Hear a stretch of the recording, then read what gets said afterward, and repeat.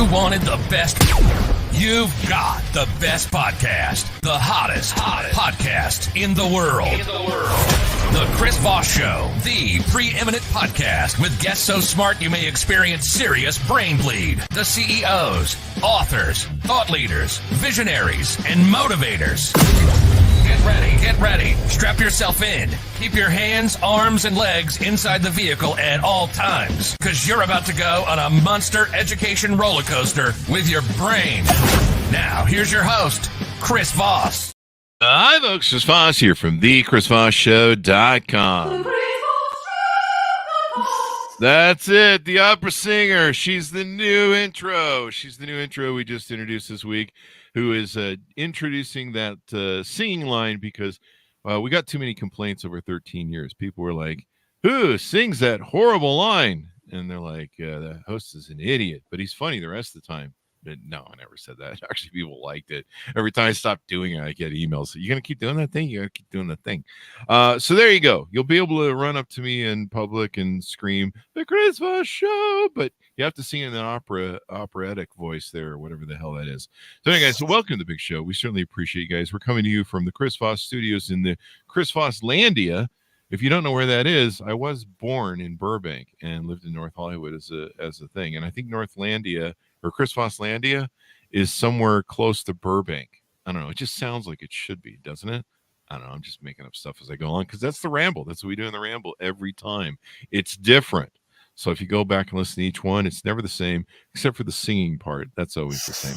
And then some idiot who always says he's Chris Voss, but I don't know. It depends on which personality shows up today.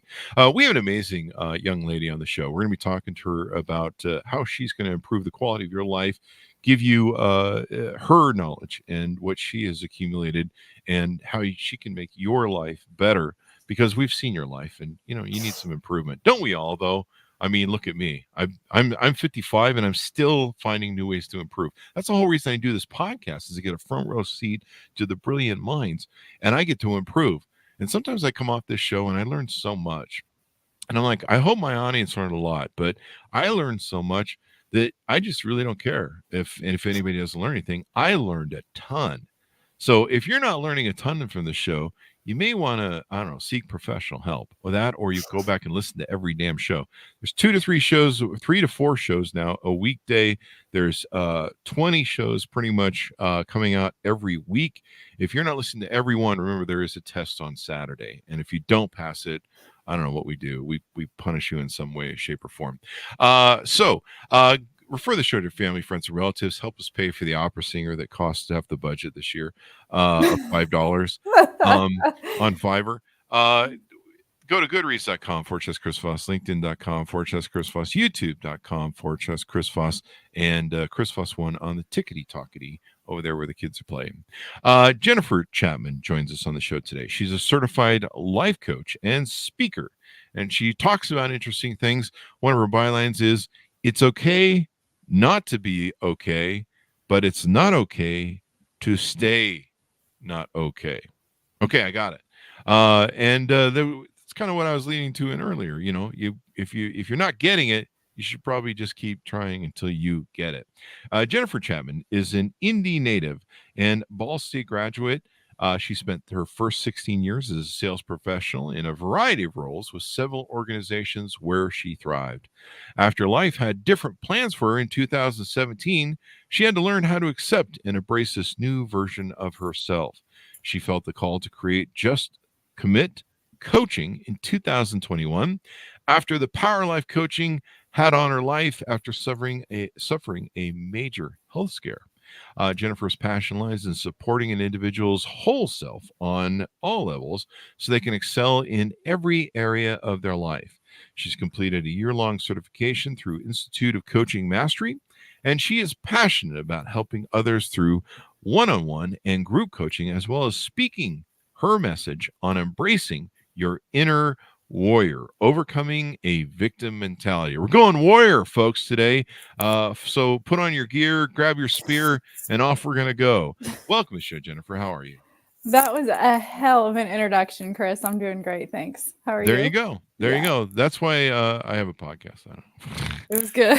Thank It you was very great. much. I certainly appreciate it. Yeah. But that's why we aim to entertain with our spirages in the Warrior Dome here that you have entered. You've entered the Warrior Dome, and Love it. since you are here to instruct us on the ways of the warrior, we're glad to have you.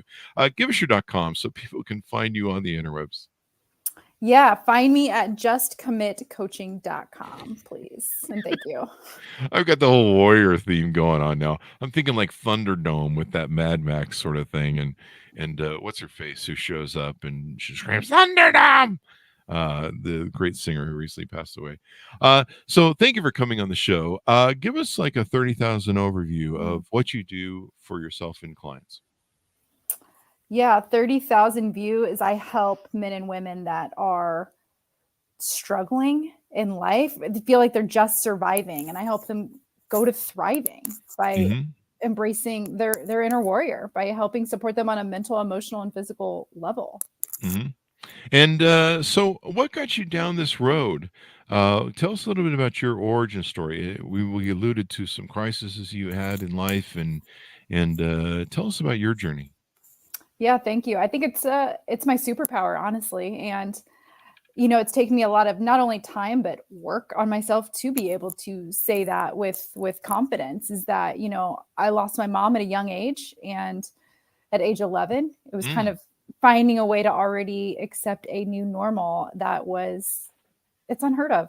I mean, it's hmm so that was kind of the start of my story. And then it really came full circle when I suffered a life-changing stroke at age 34, which was the Oh same age wow! she was when she passed. And I was in corporate sales at the Oh time. wow!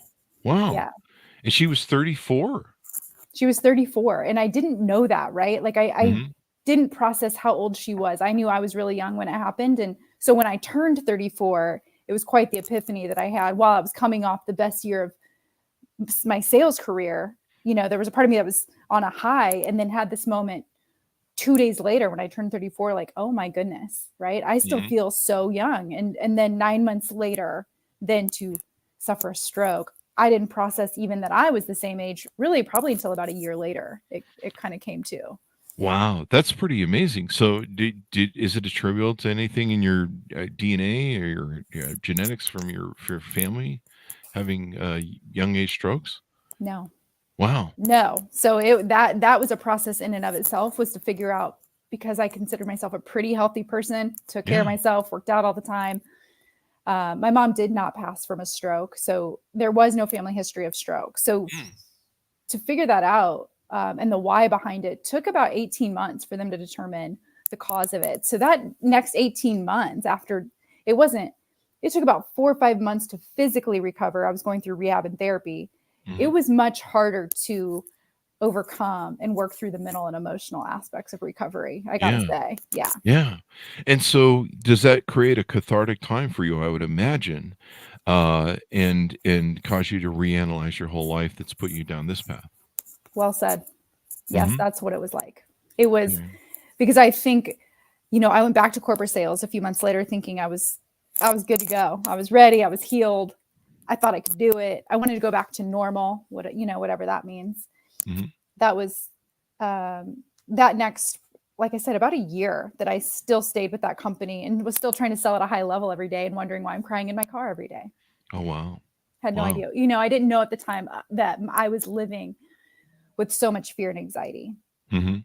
I had never experienced that feeling before, and the fact that it was like, it felt so out of my control. There you go. Yeah. You're so young at that time, and so people don't really think about that, you know? They didn't even Uh, know that in the hospital. They didn't know that I oh, was they having didn't this. know that you'd had a stroke? No, the first neurologist misdiagnosed me with vertigo. Holy crap. Yeah. Wow. And probably because, technically, I mean, she shouldn't misdiagnose, but it's so weird for having that so much in your youth. So how do you navigate the pathway beyond that where you're crying in your car, you're struggling to deal with your situation. Where do we go from there? Yeah. I always say, like, everybody needs somebody, Hmm. and so even though I have amazing family and friends and husband, they could only get me to a certain point. They didn't know what to do with me every time they called me and I was crying. It's like, what do you continue to say? Mm-hmm. And, I was open enough at the time to try therapy first. And Mm-hmm. that got me a little bit further, but I was still emotionally drained walking out of those sessions. And I'm like, I no longer want to feel this way. I am so tired. It's not even the word tired. It was so fatiguing and draining. Mm-hmm. And my brain was still healing. So understanding that. And then it was through a friend's recommendation that I try a life coach. And this was in 2018. Really? Yeah. And I was like, I don't know what that is, but I'm open to it. Tell me more about that. Yeah. Yeah. You sometimes you have to reach that point where you're just sick of it and you're just Yeah. like, I'm going to try something different. And sometimes, identifying that sooner than later is the most important part. But sometimes you have to kind of go through a journey Yes. a bit. And there's a stages of grief and Oh, loss and sometimes you have to process that. But there is a point that you reach where you just go, I'm mad as hell and I'm not going to take it anymore. I'm sick of this and I'm going to do something, right? So yes. what happens when you discover the life coaching? That was a couple of powerful moments with her in the first couple of sessions. Mm-hmm. One was already reframing my mind. And not that I was sitting there saying, why me? Mm-hmm. She asked me that if I had done that. Right. And I'm surrounded by people that are saying those words, like, why Jennifer? Right. Mm-hmm. How did this happen? Why? Mm-hmm. And she just looked at me straight, just as a matter of fact, and said, you need to ask yourself, why not me? Mm. And I was like, that lands different. All right, let me process that. It wasn't, you have to be in a space to really hear that and process it. And I mean, several months later, probably longer than that, did I really understand, yeah, this happened for me. This happened for a reason. What is that reason? Everything does. And some people, you may not want to hear that because if you're in a hard situation, you're not ready to hear that. I fully understand that, right? No one could have told me as a teenager, well, your mom passed for a reason. Like, no, stop. Shh. And it has taken me several years to really know, honestly, probably Chris, in the last 2-3 years, have I really been able to embrace these reasons that were given to me with losing my mom and having a stroke, and using those as my superpower to now be able to help others that are where I've been. There you go. Do you feel like you had closure with your mom's passing, or did this having the stroke and going through this reperspectivization, is that a word? Changing your perspective, your framing, as you put it. Did that make you identify that maybe you hadn't fully processed that or got closure with your mother's passing? You nailed it. Mm-hmm. I didn't know I didn't until this. Yeah. Probably because it happened when you're so young. Yeah. And I didn't know that I was grieving an old version of myself as well. Like I was grieving my mom. That was happening. Grieving an old version of yourself. I had to let her go. That's very insightful. When my dog passed, she passed in the middle of the night one night, and from a seizure, and it was over in half an hour. And I always thought, oh, you get time. They tell you 3 days, but it was over and gone. So it was an enormous shock. And when I wrote about it on Facebook and kind of poured out my soul and what I felt and the loss and the pain and it was a lot of vodka too. Sure. I had people write me and they said, you bearing your soul and just bleeding all that out on a Facebook and a post made me realize that I hadn't processed my parents' death. I hadn't processed my other dog's death or animal's death or someone I loved's death. And I was kind of surprised by it. It made me go, I don't know. Wait, how did you not process your parents' death? But it happens to people. And kind of what you'd explained really nails it right on the head. Thank you. Maybe at 11, you're not fully equipped with all the tools you need to process a death. And then grieving our old selves. I mean, that's a really great concept to kind of think about, because we go through cathartic times and sometimes we lose everything. There's people lost everything in 2008. and there's people that, maybe they go through a divorce. I know divorces, any sort of these identity experiences where we have something that's an identity and we see ourselves as that, and then that gets taken away from us. And then we have to realize that we weren't ever maybe that, or we're not Mhm. that anymore. And we have to realize who we are now. And sometimes that may be really the truth of who we've always been. We weren't really that. It was really who we become. Is that true, or what do you think about what I just said? I that lands for me. I wholeheartedly Mhm. believe that. Yeah. I think people have to be open and willing and believe that that's possible though. And Hmm. I see so many, which is kind of where when I speak about victim mentality versus warrior mentality comes from, honestly, is like, Hmm. when I start a speaking engagement, I start with, you've survived every single day of your life until this very moment, Mm, right? Like, you've survived. Congratulations. Like, you've made it.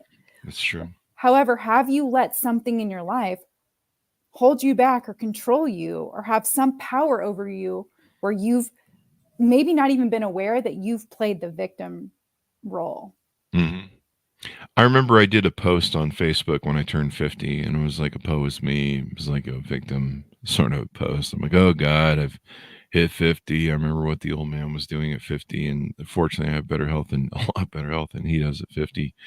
Um, which is interesting because I lived a much sinful life than he did. Mm, But he never drank or did any things that I did. But he didn't have as much fun either. So maybe that was it. yeah. But I wrote a post about it, and somebody hit me in the comments like a punch in the gut. And they said, Chris, there's a lot of people who aren't here right now that would love to be 50 Hmm. and never made it. And maybe you should think about that. Hmm. And it just, it struck me. It still strikes me this day. And it's like waking up every day is you're winning. Yep. Yeah. Yeah. And because a lot of people don't get to do it, and you should probably have some gratitude for it. So I love how you start out your speaking engagements with that. Yeah, I think it lands for people, right? Mhm. It hopefully, I mean, my goal and mission is to hopefully shift a change in perspective for people. There you go. And that's really what people really need. One of the issues that you have when you have a soul identity that's not really yourself or centered in yourself is it's more external because it's controlled by other things. Like I've had Hmm. business partners that and best friends that I loved wholeheartedly. I would have done anything for, and then you get betrayed or you lose that partner. And sometimes this happens, divorces and other issues. um, and you realize that that was an external thing. It really wasn't you. I've talked often on the Chris Voss show, and it's in my book too, about how um, uh, you go through that Jackie Martling, Howard Stern loss when Jackie Martling left Howard Stern, and Howard Stern was lost. He's like, "Oh my God, I've lost my mojo. I've lost my partner. I'm no longer cool. I'm no longer funny. I can't do this job anymore. I should just quit and go home." Imposter syndrome sort of thing. And then he figures out that it's always been him. He Mm. really didn't need Jackie Mm. Martling. He's always been the guy, and he can still do it. And he goes on to do it. And I went through that process, and I think a lot of people do. They realize that the power is within them and that they are the core. And that really has helped me survive all sorts of ups and downs. Like when COVID came along, I'm like, okay, well, 2008 again, here we go. We know what to do now. Put in the work and go. And so someone like you who's stood at life's door, at death's door with your stroke, you have that perspective of coming back and saying, hey, let's reframe, let's get perspective. But sometimes when you're stuck in that identity, what I started with down this road, you can't see the other identities, Mhm. right? Yeah. Of maybe what you could become or what you can be. And so you've got to make that shift somehow and find who is that other identity, or your true identity maybe. Yeah. I mean, you just hope somebody's rock bottom isn't, everybody I think hits that rock bottom, and you hope that it's not so hard when you hit that you can't tap into that resilient piece of you, right, and bounce back. And I think we have the tools, but sometimes we need some people like you or your life coach to show us that there's other ways. We need to listen to podcasts like this so you can learn, hey, you know what? If I do hit rock bottom, there are options, and there's other identities. And sometimes you're hitting rock bottom because you've held on to something for far too long when you should have let it go. And maybe we should put that on a coffee cup or a T-shirt. And that's usually what it is. You've held on to it and you won't give it up. And you've done that Faustian bargaining where you're like, well, as long as I don't lose this, I'll still be my identity. As long as I don't lose that, I'll still be my identity. And, sometimes when you're going through crisis or failures or cathartic moments, everything's going to get taken from you because that identity is being dissolved, basically. I just gave myself my own epiphany. I think you did. Yeah. I'm really on it today. Love it. But I've been through this a few times. But really, you're dissolving your identity, and you've got to embrace it. And sometimes you're gonna just have to hit rock bottom where you've dissolved all of your identity, and you're like, well, it's just my naked self here, with no identity. And who am I? What do I do? And well, let's rebuild. And it's like almost like coming down the birth canal again. You're welcome to your new life. You're flat ass naked in the fetal position, and it's time to do what you say. Embrace your new inner warrior, get out of the victim mentality, and go, who am I now, and what are we doing? Let's go. Well said. There you go. Yeah, well, you're the one who said it's okay not to be okay, but it's not okay to stay not okay. So That's don't right. stay not okay. Get out of the fetal position and rock and roll. So how do people overcome victim mentality? I imagine the first step is identifying you have it. That's correct. The first step, first and foremost and always and forever, is self-awareness. Yeah, there you go. And a lot of people struggle with that. Why is that people struggle with being self-aware? Some people aren't ready, don't want to be, are scared to know what's on the other side of that self-awareness, think that they're safer, I think, and more comfortable where they are, when really it's like that's where you're staying stuck, and that's where you will never know what true freedom for yourself feels like. It's because you're scared to step out of that comfort zone, right? Like people are fear eats people up. It does, because you don't know what that other identity is, and you don't really want to change. You're like, this is really comfortable where I am right now. It's like a warm, cozy blanket, and you're like, oh, I like this. I'm very comfortable here, and I don't want to change. And like I said, sometimes you're dissolving your identity. Your life is dissolving your identity and kicking your butt, because it's like you're going to change whether you like it or not. Yeah, and I mean, a powerful question when someone gives me that answer is like, how is that working for you? Really, deep down, think about it. Is it really? Yeah. It's clearly worked for you up to a certain point, or you wouldn't still be doing it. But now, are you ready to upgrade and up level who you want to be in this next season of your life? There you go. A lot of people we live in a world that has a lot of victim mentality going on. I've talked about this on the show a lot, because everywhere I see victim mentality and pretty much a victim competition society, where you see people always trying to go, no, I'm a bigger victim than you. No, I'm a bigger victim than you. No, I've got this going on. I'm a bigger victim than you.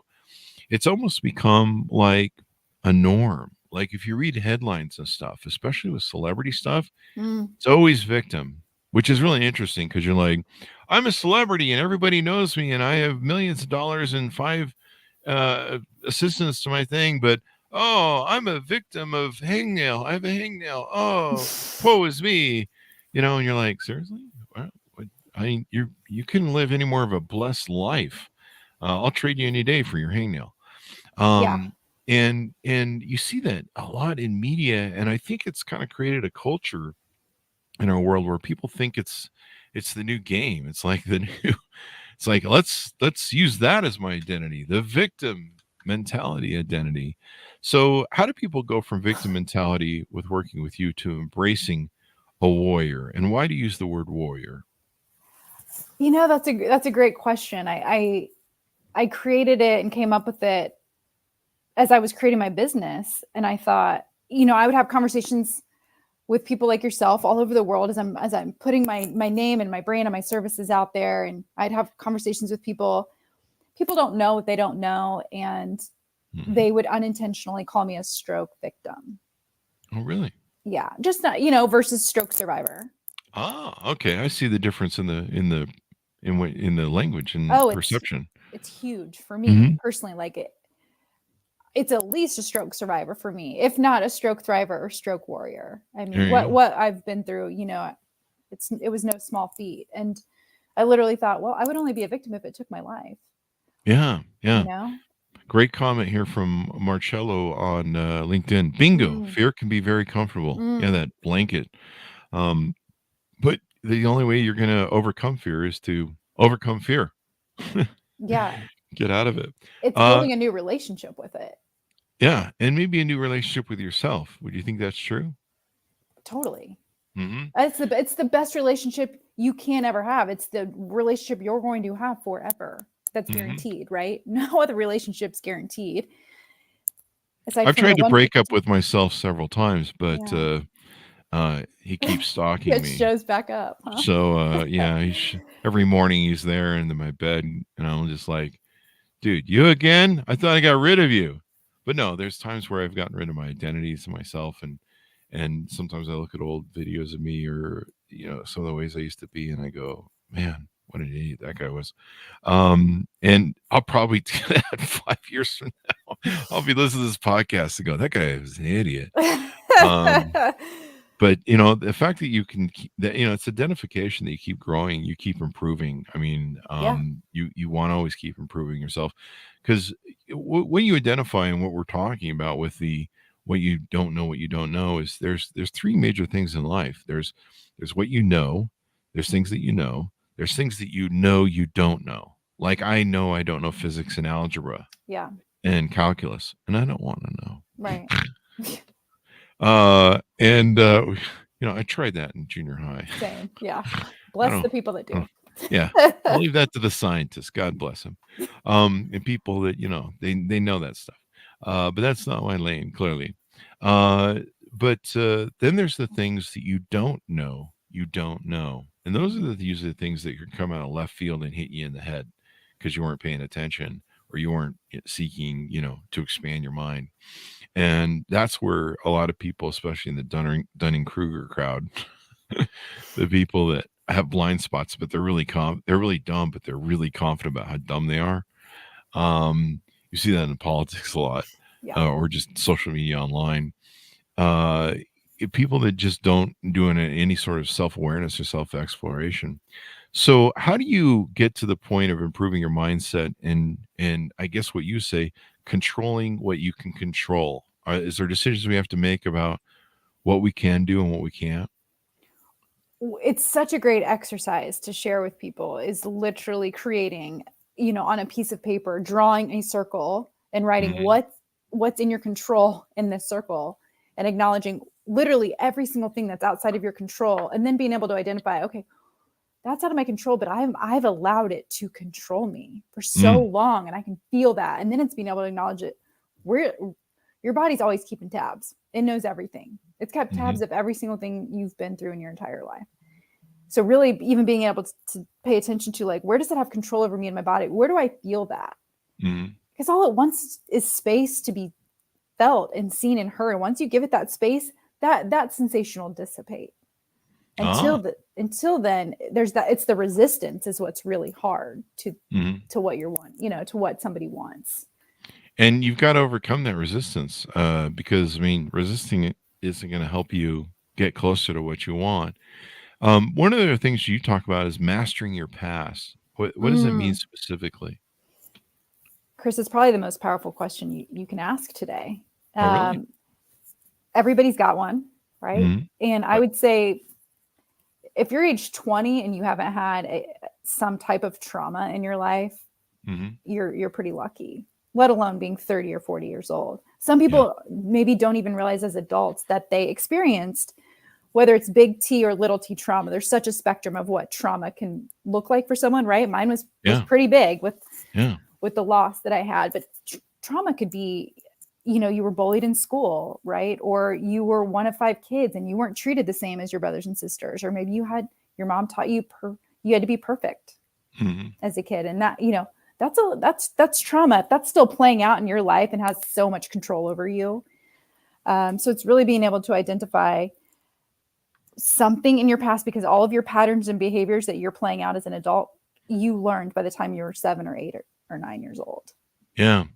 It's interesting. We've had so much discussion about this over the years on the show, and so many great guests have talked about trauma, and it's just become so apparent to me, not only from my own experience, but how it shapes your whole life. I mean, Everything. I always make the analogy that you drag it through life, because it is a weight on you and the reason I use the word drag is because sometimes you don't get to 40 or 50 and you look back on your life path and you're like, what's been dragging in the sand?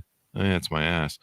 And whatever that trauma is I've been taking for dragging around for all these years, and it's weighed down on you. And so and then you have to recognize it. But sadly, some people don't recognize it until you see that pattern where you're like, why did I keep having the same kind of crap or relationships or whatever? And so much of it comes from childhood. It's just kind of extraordinary. So much of it, right? Yeah, we almost need to quit teaching algebra in junior high and teach trauma therapy. That's not a joke. I would support that, especially now, right? We don't know what it would have been like to be in middle school and go through COVID. Oh yeah, geez, wow. Yeah. So then you've got, we don't have kids, but to have, women my age have kids going through middle school and high school and having to navigate that is a whole nother layer than when we went through school, on top of any of the trauma that we potentially face, which are still, maybe the abuse or divorce. Divorce is huge, or loss. I mean, there's so much there that it's like, if you're a parent and you haven't dealt with your own stuff, whether you know it, like it or not, you've potentially passed something on to your kid. Yeah. And people are traumatized, can traumatize other people. I mean, there's people who've been molested as children who molest other children. And there's a thing that goes with that. It's kind of extraordinary. So the most important thing that we can do as individuals is not continue to be victims, but to try and reconcile the damage that we have and try and get through that. And I think that's what a lot of your communicating and trying to get clients to realize. Yes. And thank you for saying that. And I would just add to that what I know to be true. There's a lot of judgment, right? So if we're judging somebody for something that we see, that we're questioning, that is automatically a reflection back to you that you are judging a part of yourself that you're just not ready to face. So it's a lot easier to go external and point the finger at somebody else. You talk about building resilience within. So once we master our past and work on healing our younger self, how do we build resilience within so that we can get to the next level and become maybe our true identity or true self? I think probably a scary answer for a lot of people to hear, and what I know to be true, is the power of stillness. And really being able to work on building the strongest, best relationship we can with what's going on upstairs. Yeah. Because a lot of, what we said about earlier, the control piece, it's like we have the power over our minds, but a lot of times we're letting our minds have power over us, because it is your biggest protector. So it's always going to be the first one to tell you, don't do it. You can't do it. You're not good enough. When really it's being able to navigate that relationship and inner dialogue with your own mind. I can do that. Thanks for showing up. I see you telling me that, but I'm going to continue to move in this direction now because I can do that. I am enough, right? I am safe. I am loved. It's those basic, that basic inner dialogue that you begin your day with and end your day with. So what does that self-talk look like? Again, it's relationship with self. It's building a better relationship with self. Yeah. I mean, the one person that you need to have love you the most is yourself. No doubt. Because if you don't, you treat yourself pretty awful.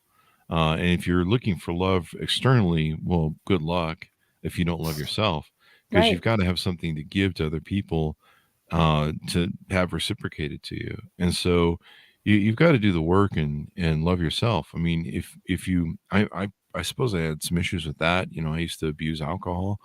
I was an addict, but I overdrank and at first it was like fuel. You know, Yeah. I'm like, hey, I own 3 companies. I want to work harder late at night, and I've got, all this paperwork I need to do, and all this innovation I'm working on. Let's, throw back a few, and it's instant sugar fuel.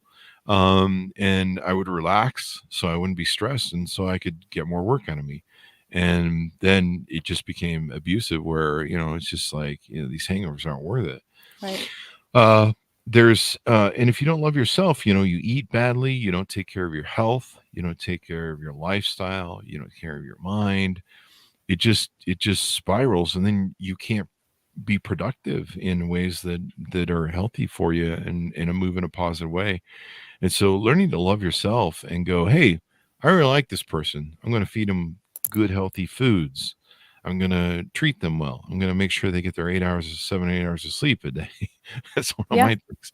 Hey, it's like, I like me, but we need to get 8 hours of sleep, or else I don't like me very much. And it's not very cool. I eat better now. I don't drink anymore. I didn't have to quit. And one day I just went, I'm tired of hangovers. At 50, your body's like, we're not doing this with you anymore. And if That's you want to do powerful. it, if you want to do it, your little hour fun on Fridays there with throwing back the booze. Yeah. You're going to enjoy 3 days of dehydration, bloating, and water. And by being more in love with my body and eating better and not eating crap food anymore, I started getting in tune with what my body was feeling. And so there's a whole redevelopment stage, I guess, is what we're talking about, that you have to go through and rebuilding that new identity.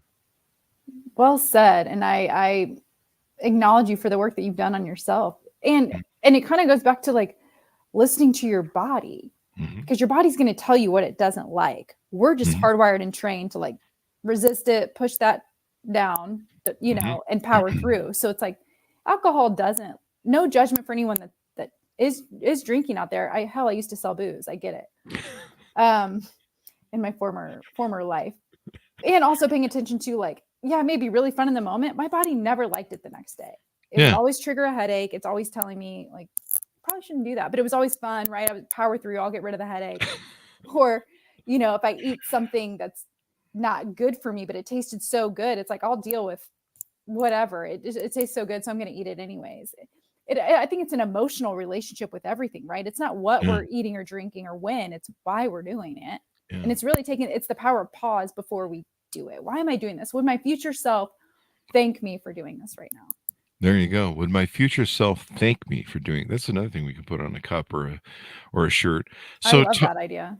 there you go. We've got a whole message shirt. We got a whole merch section going here on the Chris Voss Show. So talk to us about what you do. I'm looking over your website, and I know you have several coaching programs. You do some speaking. You've got some resources here. Tell us how that plays out and what you do with your work. Yeah, thank you. Over this last year, as everybody's starting to do more in-person events and conferences and team engagements and things like that, speaking for me has been a really great outlet for me to share that story of victim versus warrior mentality, because it relates on so many levels to so many people. And so my hope is to continue to speak as a way to generate leads for to be able to work with different groups of people and be a big lead generator for me, honestly. Yeah, it's a great way to get the word out there and get people going on. I noticed on your website you have something called I'm not sure if I'm going to pronounce this right, the Enneagram Yeah, the test. Enneagram. What is that? It's a fantastic self-awareness tool. Mm. So it's a series of questions. Everyone has a number 1 through 9, and everybody has a little bit of each number within them, but one's like your main go-to, and it certainly tells you your greatest strength, which is also your greatest weakness. Ah. Honestly. So it's just, again, a raise, and you can, the more work that you do for yourself, whatever that looks like, whether you work with a coach or, whatever self-care looks like, as you focus on yourself from a physical level, mental, emotional, spiritual level, all the levels, aspects of your life, you can see levels of growth within that number, like a healthier version of who you are. It's cool. It's really powerful.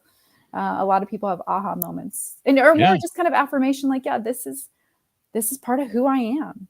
Let me tap into what are the great things about me, and noticing, like, more importantly, probably working on the things that are, I don't know, love the word weaknesses, but we all have them. And focusing on those, you can kind of find a better balance.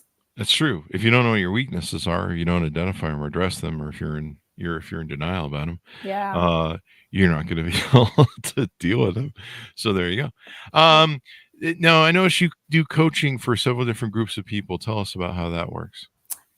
Yeah, what I'm really leaning in towards now is working with people forward type teams, leaders in their teams, where that's a huge struggle right now is employee engagement and retainment.